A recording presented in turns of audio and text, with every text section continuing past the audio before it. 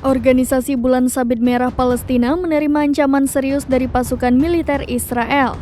Tentara Zionis diketahui meminta mereka untuk segera mengevakuasi seluruh pasien di Rumah Sakit Al-Quds pada Minggu 29 Oktober 2023. Hal itu lantaran Israel berulang kali melakukan pengeboman di sekitar rumah sakit. Dikutip dari Tribun News, Rumah Sakit Al-Quds terletak di daerah Tal Al-Hawa, kota Gaza, Palestina.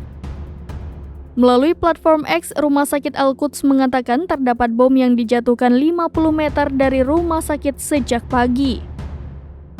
Mereka mengatakan tentara Zionis itu sengaja meluncurkan roket di dekat fasilitas medis Gaza.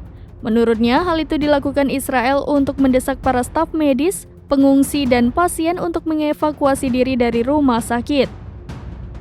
Meski berjarak 50 meter, bom tersebut menyebabkan kerusakan dan membahayakan warga sipil. Sejumlah pengungsi dan pasien diketahui mengalami sesak nafas. Organisasi tersebut juga menerima panggilan telepon dari pasukan Israel sebelumnya. Dalam panggilan itu, Israel memerintahkan mereka untuk mengevakuasi sebelum terjadi serangan.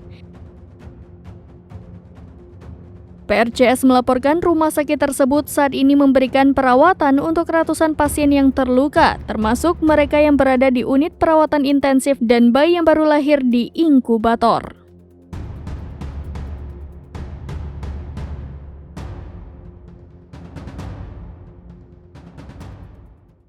Download Tribun X sekarang, menghadirkan lokal menjadi Indonesia.